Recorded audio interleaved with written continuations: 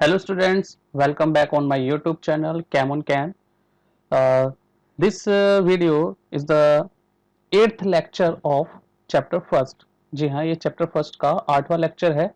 ठीक है, इसके बाद मैं एक लास्ट लेक्चर और अपलोड करूंगा और वो होगा चैप्टर फर्स्ट के द सॉलिड स्टेट के क्वेश्चन आंसर का. मैं कुछ इंपॉर्टेंट एनसीईआरटी के और प्रीवियस ईयर के क्वेश्चन डिस्कस करूंगा इससे नेक्स्ट वाली वीडियो में. थियोरेटिकली ये लास्ट लेक्चर है. इसमें मैं पूरा थ्योरी चैप्टर फर्स्ट का पूरा थ्योरी फिनिश करने वाला हूँ और इस इस लेक्चर में हम डिस्कस करेंगे magnetic property of solids. Okay, पिछली में हमने डिस्कस करा था इलेक्ट्रिकल प्रॉपर्टी. आज हम डिस्कस करेंगे इस वीडियो में magnetic property. So let's start. Magnetic property of solid. सबसे पहले हम बात करते हैं कि सॉलिड में आखिर मैग्नेटिज आता कहाँ से है. ठीक है, ये आता कहाँ से है. देखिए, सॉलिड्स के अंदर क्या है, एटम या मॉलिक्यूल होते हैं. ठीक है, और इनमें क्या होता है, इलेक्ट्रॉन होता है. और हम सभी जानते हैं कि जो इलेक्ट्रॉन है उसकी दो टाइप की मोशन होता है. इलेक्ट्रॉन का दो टाइप का मोशन होता है. एक होता है इसका स्पिन मोशन,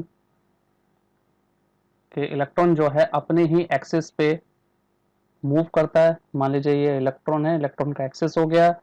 ठीक है, क्लॉकवाइज स्पिन करता है जिसे आप अप स्पिन बोलते थे. 11th क्लास में आपने ये पढ़ा हुआ है. या इस तरफ ये इसके एंटी क्लॉकवाइज मूव करेगा जिसे आप डाउन स्पिन बोलते हैं. ठीक है, और इसे शो करते थे अप स्पिन को अप साइड एरो से, डाउन स्पिन को डाउन साइड एरो से आप शो कर देते थे. तो एक तो ये स्पिन मोशन होता है. दूसरा मोशन होता है इसका ऑर्बिटल मोशन. ऑर्बिटल मोशन, ठीक है जी. ऑर्बिटल मोशन ये न्यूक्लियस के अराउंड, दिस इज न्यूक्लियस और ये इलेक्ट्रॉन है, इसमें अपने ही ऑर्बिट में इलेक्ट्रॉन न्यूक्लियस के सराउंड मूव करता है. ये दो टाइप के मोशन होता है इलेक्ट्रॉन के. तो इलेक्ट्रॉन होता है negatively charge. Electron is negatively charge particle. और हम ये बात जानते हैं, जब भी कोई चार्ज पार्टिकल मूव करता है, if any charge particle show motion, तो क्या क्रिएट होता है, मैग्नेटिक मोमेंट क्रिएट होता है. ठीक है, यानी इलेक्ट्रॉन एक छोटे मैग्नेट की तरह बिहेव करता है, मैग्नेटिक मोमेंट क्रिएट होता है. ठीक है, electron behave as a tiny magnet, छोटे मैग्नेट की तरह बिहेव करता है. ठीक है, तो इलेक्ट्रॉन के इसी मैग्नेटिक मोमेंट से क्रिएट होता है सॉलिड के अंदर मैग्नेटिज्म. ओके, सो दोबारा डिस्कस करते हैं. You can see on your screen that electron is a charge particle. Electron एक चार्ज पार्टिकल है and due to its spin and orbital motion, और अपने स्पिन और ऑर्बिटल मोशन की वजह से it has a permanent spin and orbital magnetic moment. ठीक है, इसके अपने स्पिन और ऑर्बिटल मोशन की वजह से स्पिन और ऑर्बिटल मैग्नेटिक मोमेंट क्रिएट हो जाता है. जो मैग्नेटिक मोमेंट है हम मेजर करते हैं उसे बोर्स मैग्नेटन यूनिट में. बोर्स मैग्नेटन यूनिट में मेजर करते हैं, जिसे आप म्यू बी से शो कर सकते हैं या बी एम भी लिख देते हैं, बी एम. ठीक है, one mu B, one Bohr magneton is equal to 9.27 into 10⁻⁻24 ampere metre square. यानी जो इलेक्ट्रॉन मैग्नेटिक मूवमेंट शो करते हैं वो बहुत स्मॉल वैल्यू होती है. ठीक है, बहुत ज्यादा छोटी वैल्यू होती है. The magnitude of this magnetic movement is very small. अभी बताया मैंने आपको कि जो मैग्नीट्यूड होता है, जो वैल्यू होती है इस मैग्नेटिक मूवमेंट की, इलेक्ट्रॉन के मैग्नेटिक मूवमेंट की, वो छोटी होती है. और किस में मेजर किया जाता है, कौन सी यूनिट में, बोर मैग्नेटॉन में, म्यू बी से. ठीक है, और वन म्यू बी किसके इक्वल होता है, अभी बताया मैंने आपको, 9.27 इंटू 10⁻⁻24 एम्पियर मीटर स्क्वायर. ठीक है जी. अगर हम मैग्नेटिक प्रॉपर्टी के बेसिस पे सॉलिड का क्लासिफिकेशन करें तो हम ये 5 तरीके से कर सकते हैं. इट मीन्स कि हम सॉलिड को मैग्नेटिक प्रॉपर्टी के बेसिस पे 5 पार्ट्स में डिवाइड कर सकते हैं. The first one is diamagnetic substance.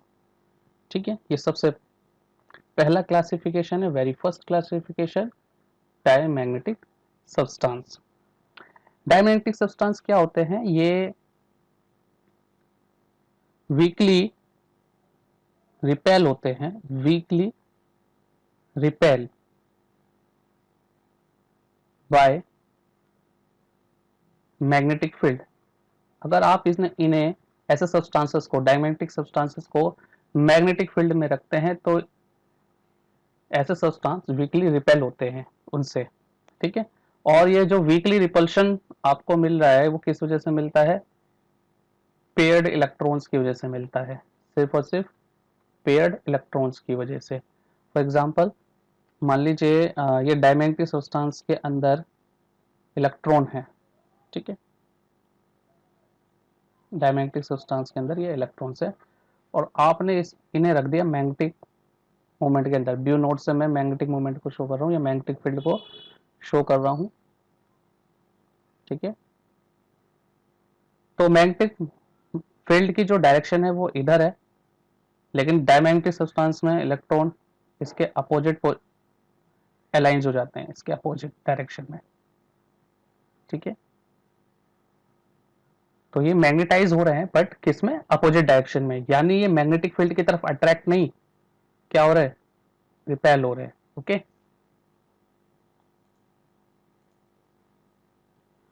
these are weakly repelled by magnetic field. Diamagnetism arises due to the presence of only paired electron। ये ध्यान रखने वाली बात है। ठीक है, सिर्फ ये जो डायमैग्नेटिज्म है वो पेयर्ड इलेक्ट्रॉन की वजह से क्रिएट होता है और ये वीकली रिपेल होते हैं मैग्नेटिक फील्ड से, अट्रैक्ट नहीं हो रहे बच्चों, ध्यान रखना है क्या हो रहा है? रिपेल होते हैं। इसका मतलब ये हुआ कि इनमें जो इलेक्ट्रॉन का अलाइंजमेंट है, इलेक्ट्रॉन का जो अरेंजमेंट है वो अपोजिट डायरेक्शन में होता है। ठीक है, अच्छा, pairing of electrons cancel their magnetic moment. जैसे कि मैंने बताया से पेयर इलेक्ट्रॉन होते हैं, तो इलेक्ट्रॉन की पेयरिंग से क्या होता है? इनका जो मैग्नेटिक मोमेंट है दोनों इलेक्ट्रॉन का वो कैंसिल हो जा रहा है। आप देख सकते हैं एक इलेक्ट्रॉन अप स्पिन में है तो दूसरा इलेक्ट्रॉन डाउन स्पिन में है, तो इनका मैग्नेटिक मोमेंट गेट कैंसल। ठीक है, एक दूसरे को ये कैंसिल कर देते हैं और इसी वजह से ये अपना मैग्नेटिक कैरेक्टर भी खो देते हैं, they lose their magnetic character. जैसे कि मैंने बताया ये वीकली मैग्नेटाइज होते हैं लेकिन अपोजिट डायरेक्शन में, तो इसका मतलब ये क्या हुआ कि रिपेल हो रहे हैं। They are weakly magnetize in a magnetic field in opposite direction. Okay, example आप क्या लिख सकते हैं इसमें? वाटर, सोडियम क्लोराइड या बेंजीन इसके एग्जाम्पल होते हैं। ठीक है, चलिए नेक्स्ट क्लासिफिकेशन की ओर। Next is paramagnetic substance. Second क्या है? Paramagnetic substance. Paramagnetic nature show करने के लिए सॉलिड के अंदर कम से कम एटलीस्ट 1 इलेक्ट्रॉन अनपेयर्ड होना चाहिए, तभी सब्सटेंस पैरामैग्नेटिक नेचर या पैरामैग्नेटिक बिहेवियर शो करेगा। ठीक है, एक से भी ज्यादा हो सकते हैं, 2-3 भी हो सकते हैं, लेकिन कम से कम एक तो अनपेयर्ड होना चाहिए, पेयर्ड नहीं।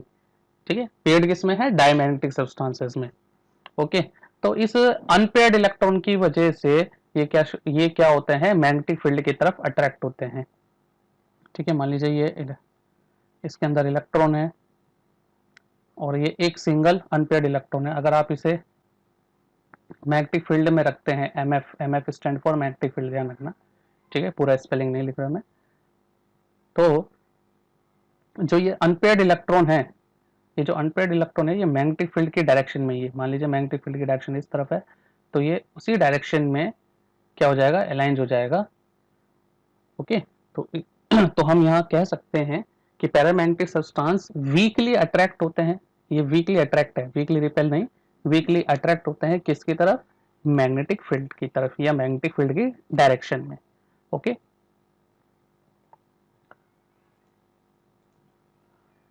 so you can see on your screen that paramagnetic substances are weakly attracted by magnetic field. Paramagnetism is due to the presence of one or more unpaired electron। ठीक है, एक या एक से ज्यादा अनपेयर्ड इलेक्ट्रॉन की वजह से। They are magnetize in a magnetic field in the same direction, not the opposite like diamagnetic substance. ठीक है, ये सेम डायरेक्शन में मैग्नेटाइज हो रहे हैं, इसका मतलब अट्रैक्ट हो रहे हैं.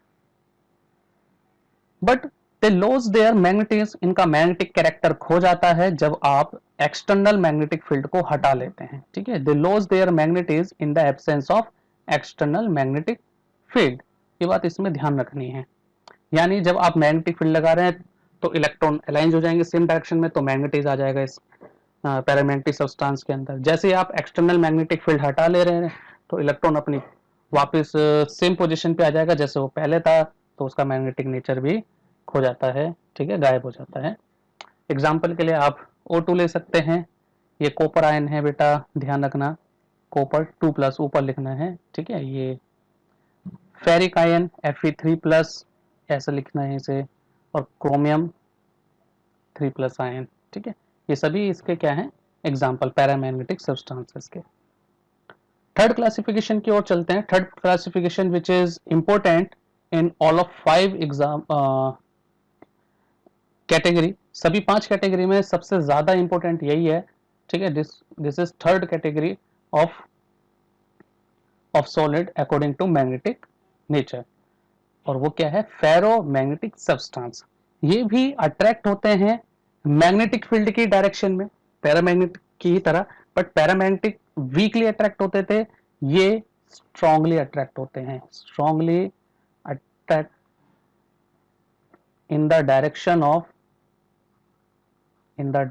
Of magnetic field. ठीक है, MF बार बार बता रहा हूं मैं, MF मतलब मैग्नेटिक फील्ड समझना यहाँ पर. ठीक है, अच्छा, अब ये इनमें फेरोमैग्नेटिज्म कहां से आ रहा है, ये स्ट्रांगली अट्रैक्ट क्यों हो रहे हैं, due to the unpaired electron. बहुत सारे अनपेयर्ड इलेक्ट्रॉन इसमें प्रेजेंट होते हैं. ठीक है, अनपेयर्ड इलेक्ट्रॉन. एक्चुअली जो मेटल आयन है जिसके अंदर ये अनपेयर्ड इलेक्ट्रॉन है, वो एक स्मॉल रीजन में अरेंज होते हैं. ठीक है, metal ion are in a small region, metal ion एक स्मॉल रीजन में होते हैं, जिसे हम क्या बोलते हैं, डोमेन्स. इन स्मॉल रीजन्स को हम बोल देते हैं डोमेन्स. तो फेरोमैग्नेटिक सब्सटेंस में ऐसे कई सारे डोमेन्स होते हैं. ओके, शुरू में ये जो डोमेन्स होते हैं एक दूसरे के मैग्नेटिक नेचर को कैंसल आउट कर रहे होते हैं. ठीक है, मान लीजिए कोई डोमेन इस डायरेक्शन में है तो कोई इस डायरेक्शन में है, तो ये दोनों एक दूसरे को कैंसल आउट कर रहे हैं. कोई इस डायरेक्शन में है तो कोई इस डायरेक्शन में, ये एक दूसरे को कैंसल आउट कर रहे हैं. कोई इस डायरेक्शन में है तो दूसरा उसके अपोजिट डायरेक्शन में होगा. तो यहाँ पर डोमेन्स तो अलग अलग हैं. ठीक है, लेकिन सभी डोमेन्स एक दूसरे के मैग्नेटिक मोमेंट को क्या कर रहे हैं, कैंसल कर रहे हैं. लेकिन जैसे ही आप मैग्नेटिक फील्ड लगाते हैं, ये सारे डोमेन्स मैग्नेटिक फील्ड की तरफ अरेंज हो जाते हैं. ये सभी डोमेन्स मैग्नेटिक फील्ड की तरफ अरेंज हो जाते हैं, और ये जो अरेंजमेंट है ये परमानेंट रहता है. परमानेंट रहता है. परमानेंट रहने से मतलब ये है कि अगर आप एक्सटर्नल मैग्नेटिक फील्ड को हटा भी लें, इसको रिमूव कर दें, तो भी ये इनका अरेंजमेंट, डोमेन्स का अरेंजमेंट ऐसा ही बना रहेगा. यानी अब ये परमानेंटली क्या हो गए, मैग्नेटाइज हो गए. परमानेंटली मैग्नेटाइज हो गए. तो यही वजह है कि फेरोमैग्नेटिक सब्सटेंस का यूज हम परमानेंट मैग्नेट बनाने में करते हैं. ठीक है, चलिए दोबारा से समझते हैं और डिटेल्स में. जैसे कि मैंने बताया आपको, they are very strongly attracted by magnetic field and can be permanently magnetize. ठीक है, परमानेंटली मैग्नेटाइज किया जा सकता है इन्हें. In solid state the metal ions of ferromagnetic substance are group together into small region, जिसे हम क्या बोल देते हैं, डोमेन्स बोल देते हैं. ठीक है, डोमेन्स, ये ध्यान रखना है, इसकी डेफिनेशन भी आती है. ठीक है, डेफिनेशन आ चुकी है इसकी प्रीवियस ईयर के क्वेश्चन में, सीबीएसई बोर्ड में, तो इसका डोमेन्स का ध्यान रखना. In the absence of an external magnetic field, जब हम मैग्नेटिक फील्ड हटा लेते हैं, these domains are randomly, sorry, जब एक्सटर्नल मैग्नेटिक फील्ड नहीं होता है तो ये डोमेन्स जो है रैंडमली ओरिएंटेड रहते हैं, और इनके मैग्नेटिक मोमेंट क्या हो जाते हैं, कैंसिल हो जाते हैं. इनका कुछ अरेंजमेंट डोमेन्स का ऐसा होता है कि सभी डोमेन्स एक दूसरे के अपोजिट होते हैं ऑलमोस्ट, और ये मैग्नेटिक मोमेंट को कैंसिल कर देते हैं. But when the substance is place in a magnetic field, जब फेरोमैग्नेटिक सब्सटेंस को हम मैग्नेटिक फील्ड में रखते हैं तो सभी डोमेन्स ओरिएंटेड हो जाते हैं किसमें, एज मैग्नेटिक फील्ड के डायरेक्शन में, ठीक है। और क्या प्रोड्यूस करते हैं, एक स्ट्रॉन्ग मैग्नेटिक इफेक्ट प्रोड्यूस करते हैं। तो ये आप इस फिगर्स के थ्रू समझ सकते हैं, ठीक है। ये जो फर्स्ट फिगर आप देख रहे हैं स्क्रीन पे, ये छोटे छोटे पार्ट्स में ऐसे बटा हुआ है। ये क्या है, ये डोमेन्स, डोमेन्स के अंदर मेटल आयन और उनके इलेक्ट्रॉन है, ठीक है। इनमें आप अनपेयर्ड इलेक्ट्रॉन देख पा रहे हैं कई सारे। अब देखिए कि जब एक्सटर्नल फील्ड नहीं, मैग्नेटिक फील्ड नहीं होता, when there is no external magnetic field, जब कोई एक्सटर्नल मैग्नेटिक फील्ड नहीं होता तो इनका जो मैग्नेटिक मोमेंट है वो कैंसिल क्यों हो जाता है एक दूसरे से। तो आइए इस बात को समझते हैं। जैसे कि आप डोमेन्स में देख पा रहे हैं, ये नंबर 1 डोमेन देखिए, पहला फर्स्ट, रुकिए मैं कलर चेंज कर देता हूं, हो सकता है आपको दिखाई ना दे।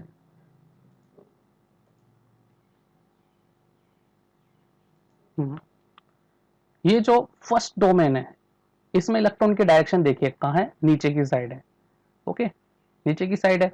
वही ये वाला डोमेन देखिए सेकंड वाला जिसे मैं मार्क करता जा रहा हूं, इसमें इलेक्ट्रॉन की पोजीशन ऊपर की साइड है। तो फर्स्ट वाला सेकंड वाले को क्या कर रहा है, कैंसिल कर रहा है, ठीक है, कैंसिल कर दे रहे हैं। ऐसे ही ये थर्ड डोमेन आप देखिए, इसमें इलेक्ट्रॉन की डायरेक्शन किधर है, लेफ्ट हैंड साइड है, ओके, लेफ्ट हैंड साइड है। तो ये नीचे की तरफ फोर्थ वाला डोमेन देखिए, ये इसमें इलेक्ट्रॉन की पोजीशन कहाँ है, राइट हैंड साइड है। तो थर्ड और फोर्थ एक दूसरे को क्या कर रहे हैं, कैंसल आउट कर रहे हैं, ठीक है। इसी तरीके से सॉलिड में ये सारे डोमेन्स जो हैं रैंडमली ओरिएंटेड होते हैं और एक दूसरे की magnetic field sorry magnetic movement को कैंसल आउट करते हैं, ओके। लेकिन जब हम मैग्नेटिक फील्ड अप्लाई करते हैं, ठीक है, ये सेकंड फिगर देखिए, ये वाली मैग्नेटिक फील्ड अप्लाई करते हैं, ये मैग्नेटिक फील्ड की डायरेक्शन ऊपर की तरफ है, ये बड़ा सा एरो बन रहा है रेड कलर से, नीचे क्या लिखा हुआ है, बी नोट, बी नोट का मतलब ये मैग्नेटिक फील्ड है, ठीक है। तो सारे इलेक्ट्रॉन डोमेन्स में देखिए, सारे जो अनपेयर्ड इलेक्ट्रॉन हैं वो मैग्नेटिक फील्ड की तरफ अलाइन हो गए, ये देखिए सभी डोमेन्स में, ओके। अब आप एक बार इन्हें मैग्नेटाइज कर देंगे, उसके बाद मैग्नेटिक फील्ड हटाते हैं ना, तो भी ये इसी डायरेक्शन में रहेंगे, सारे डोमेन्स क्या है, अरेंज हो गए, अलाइंज हो गए, ठीक है। अरेंज की जगह हम अलाइंज वर्ड ज्यादा यूज कर लेते हैं, ये ज्यादा बेटर है, ठीक है। सारे डोमेन्स के अंदर जो इलेक्ट्रॉन है वो मैग्नेटिक फील्ड की तरफ अलाइंज हो गए हैं और हटाने के बाद भी ऐसे ही रहेंगे। इसका मतलब क्या हुआ, ये परमानेंटली क्या हो गए, मैग्नेटाइज हो गए हैं, ठीक है। So you can see on your screen the second paragraph blue colour से, this ordering of domains persist even when the magnetic field is removed। ये जो डोमेन्स का ऑर्डर है, जो डोमेन्स में इलेक्ट्रॉन अरेंज हुए मैग्नेटिक फील्ड में, ठीक है, मैग्नेटिक फील्ड हटाने के बाद भी ये वैसे ही हैं, सो दे बिकम परमानेंट मैग्नेट। तो ये अब क्या हो गए, परमानेंट मैग्नेट हो गए, okay. Iron, cobalt, nickel, gadolinium, ठीक है, और CrO2, क्रोमियम डाइऑक्साइड, ठीक है, ये इसके क्या हैं, एग्जांपल्स हैं फेरोमैग्नेटिक सब्सटेंसेस के, okay. Next, anti ferromagnetic substance. Anti ferro, ferro नहीं है, एंटी फेरो है, ठीक है। ये वर्ड एंटी हमें क्या बता रहा है कि इसमें ऐसे सब्सटेंस जो हैं वो फेरोमैग्नेटिक्स के क्या होते हैं, अपोजिट होते हैं। एंटी का क्या मतलब होता है, जहां पर भी एंटी वर्ड लग गया तो समझ जाओ एंटी का मीनिंग होता है अपोजिट, ये मीनिंग होता है, ठीक है। और ये anti ferromagnetic substance is the fourth category, ठीक है, सॉलिड की चौथी कैटेगरी है मैग्नेटिक प्रॉपर्टी के बेसिस पे। देखिए एंटी फेरोमैग्नेटिक सब्सटेंस में क्या होता है, यहां पर भी डोमेन्स होते हैं, यहां पर भी अनपेयर्ड इलेक्ट्रॉन है, ओके, अनपेयर्ड इलेक्ट्रॉन है, डोमेन्स आर आल्सो देयर।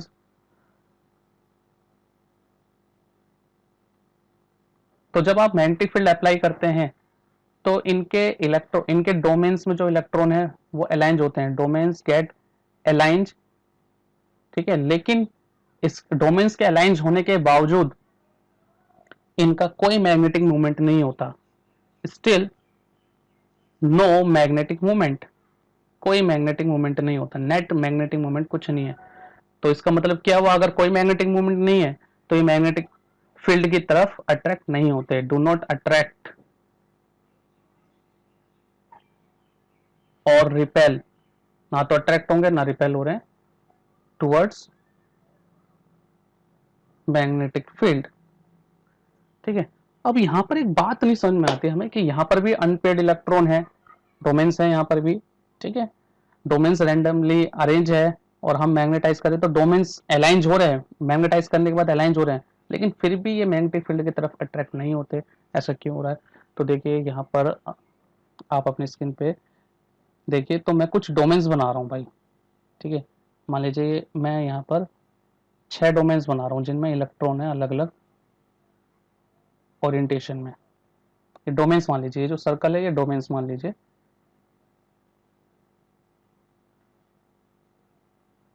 ठीक है, अब मैं मैग्नेटिक फील्ड लगा रहा हूं, मैग्नेटिक फील्ड में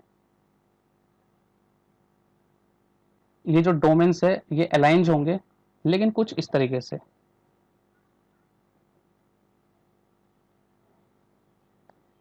एक ही डायरेक्शन में अलाइंजमेंट नहीं है, अपोजिट है।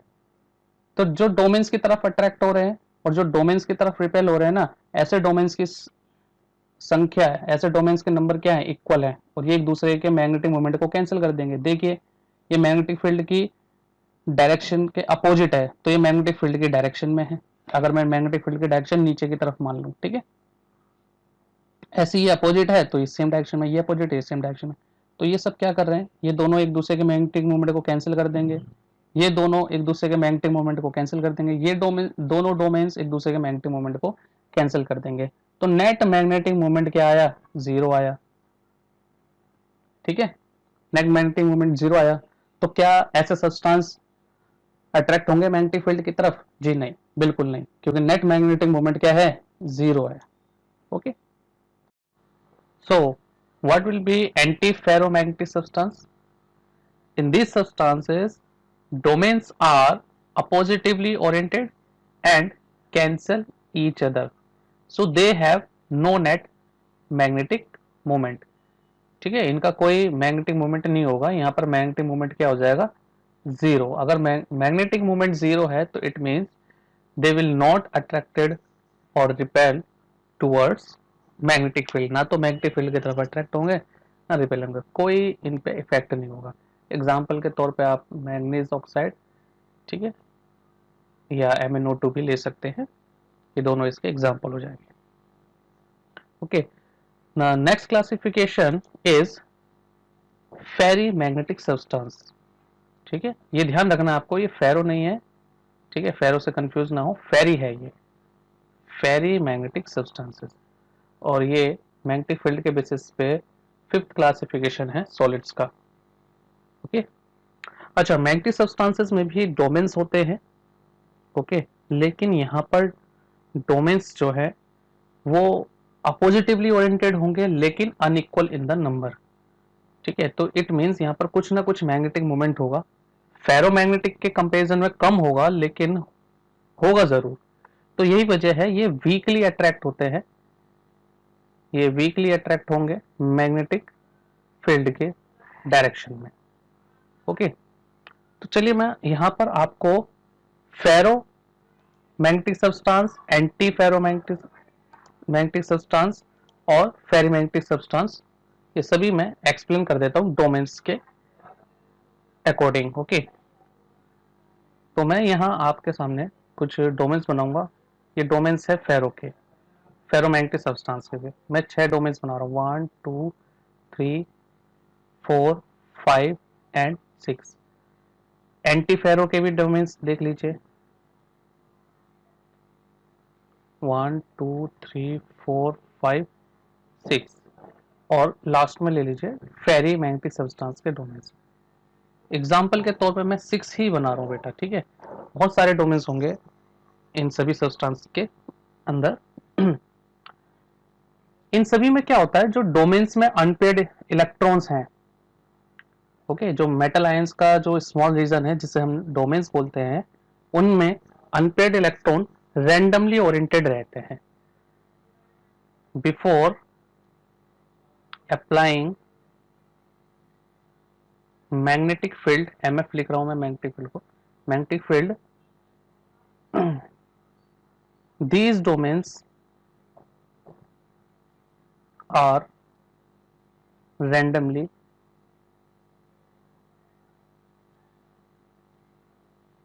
ओरिएंटेड, ठीक है, रैंडमली ओरिएंटेड है।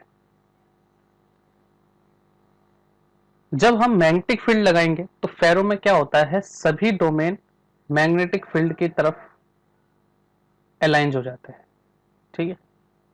तो इससे क्या होता है, म्यू बी की जो वैल्यू होती है वो ज़्यादा आती है, हाई आती है। यही रीज़न है, जब म्यू बी की वैल्यू यानी मैग्नेटिक मोमेंट की वैल्यू हाई आएगी तो ये स्ट्रांगली अट्रैक्ट होता है मैग्नेटिक फील्ड की तरफ। वहीं एंटी फेरो में क्या है, यहाँ पर भी डोमेन्स क्या है, अलाइन हो रहे हैं बट अपोजिट डायरेक्शन में, और वो भी इक्वल नंबर में, ये ध्यान रखना है, इक्वल नंबर में। तो आप देख सकते हैं कि 1, 2 और 3 जिन पे मैंने टिक किया है, ये तीन डोमेन्स मैग्नेटिक फील्ड की तरफ अट्रैक्ट हो रहे हैं, और वहीं बचे हुए तीन डोमेन्स देखिए मैग्नेटिक फील्ड के अपोजिट डायरेक्शन में अलाइन हो रहे हैं। तो इससे क्या होता है, मैग्नेटिक मोमेंट जीरो हो जाता है। तो नो इफेक्ट, यहाँ पर कोई इफेक्ट नहीं होता मैग्नेटिक फील्ड में रखने का इसे, एंटी फेरो मैग्नेटिक सब्सटेंस। वहीं फेरी के केस में क्या है, यहाँ पर भी डोमेन्स अलाइन हो रहे हैं, अपोजिट डायरेक्शन में ही अलाइन होते हैं, लेकिन अनइक्वल नंबर में। मान लीजिए दो ऊपर चले गए तो एक नीचे है, फिर से दो ऊपर है तो एक नीचे है। अब हो क्या रहा है, ये जो दो डोमेन्स है ये अब मैग्नेटिक फील्ड को, सॉरी मैग्नेटिक मोमेंट को कैंसिल आउट कर देंगे। ये जो दो डोमेन्स है ये भी मैग्नेटिक फील्ड को कैंसिल आउट कर देंगे, जीरो हो जाएगा। लेकिन अभी भी आप देखेंगे कि ये जो दो डोमेन्स है ये बच गए हैं और ये मैग्नेटिक फील्ड की तरफ अलाइन है, और यहाँ पर कुछ ना कुछ वैल्यू होगी, चाहे वो लेस ही क्यों ना हो, मैग्नेटिक मोमेंट की कुछ ना कुछ वैल्यू जरूर होगी। तो यही वजह है कि ये मैग्नेटिक फील्ड की तरफ वीकली अट्रैक्ट होता है, ठीक है, वीकली अट्रैक्ट है। तो मैंने फेरो, एंटी फेरो और फेरी मैग्नेटिक सब्सटेंसेस को डोमेन्स के कंपैरिजन में यहाँ एक्सप्लेन कर दिया फिर से। So what should be ferromagnetic substance? In the ferromagnetic substance, domains are arranged in opposite direction but in unequal number. unequal number होने से क्या होता है कि कुछ ना कुछ मैग्नेटिक मोमेंट आ जाता है, और थोड़ा बहुत मैग्नेटिक मोमेंट होने की वजह से वीकली अट्रैक्ट होते हैं by a magnetic field and have a net magnetic moment. इसका एग्जांपल क्या ले सकते हैं आप, इसका एग्जांपल आप ले सकते हैं फेराइट्स ले सकते हैं, चाहे वो मैग्नीशियम फेराइट हो Mg FeO4, या जिंक फेराइट ले लीजिए, जिंक फेराइट, या मैग्नेटाइट भी ले सकते हैं Fe3O4। So here are the example, magnetite, magnesium ferrite and zinc ferrite, ठीक है। ये नाउ एक चीज मैं यहां पर आपसे डिस्कस करना चाहूंगा कि जो पैरामैग्नेटिक सब्सटेंसेस हैं वो भी वीकली अट्रैक्टेड होते हैं मैग्नेटिक फील्ड की तरफ, ओके। और फेरीमैग्नेटिक सब्सटेंसेस में भी अभी हमने ये पढ़ा कि ये भी वीकली अट्रैक्टेड होते हैं मैग्नेटिक फील्ड की तरफ, ओके। तो इन्हें अलग अलग कैटेगरी में क्यों रखा गया है, जब ये दोनों ही वीकली अट्रैक्ट हो रहे हैं, इनकी कैटेगरी सेम होनी चाहिए। कुछ को हम पैरामैग्नेटिक सब्सटेंस कह रहे हैं और कुछ को फेरीमैग्नेटिक सब्सटेंस कह रहे हैं, ठीक है। ऐसा इसलिए है क्योंकि इन दोनों का वीकली अट्रैक्ट, मैग्नेटिक फील्ड की तरफ वीकली अट्रैक्ट होने का जो रीजन है वो डिफरेंट है, ठीक है, रीजन इज डिफरेंट।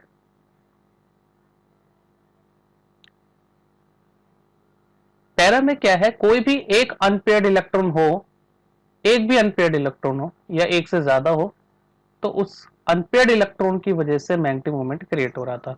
लेकिन यहाँ पर डोमेन्स क्या है, यहाँ पर अनपेयर्ड इलेक्ट्रॉन है डोमेन्स के अंदर बहुत सारे, लेकिन वो डोमेन्स जो है अपोजिट डायरेक्शन में और अनइक्वल नंबर में, अपोजिट डायरेक्शन और अनइक्वल नंबर, ये दोनों बात ध्यान रखनी है। जो डोमेन्स है अपोजिट डायरेक्शन और अनइक्वल नंबर में ओरिएंटेड हो रहे हैं, तो उसकी वजह से कुछ ना कुछ मैग्नेटिक मोमेंट इसका आता है। तो फेरी का मैग्नेटिक फील्ड की तरफ अट्रैक्ट होने का रीजन अलग है, पैरामैग्नेटिक सब्सटेंस का मैग्नेटिक फील्ड की तरफ अट्रैक्ट होने का रीजन अलग है। ओके, तो आज की इस वीडियो में हमने मैग्नेटिक प्रॉपर्टी डिस्कस करी है सॉलिड्स की। ठीक है, वीडियो अच्छी लगी हो तो लाइक करना, कमेंट भी कीजिए, सब्सक्राइब जरूर करें, सब्सक्राइब तो चाहिए भाई। ठीक है और अपने फ्रेंड्स के साथ इसे शेयर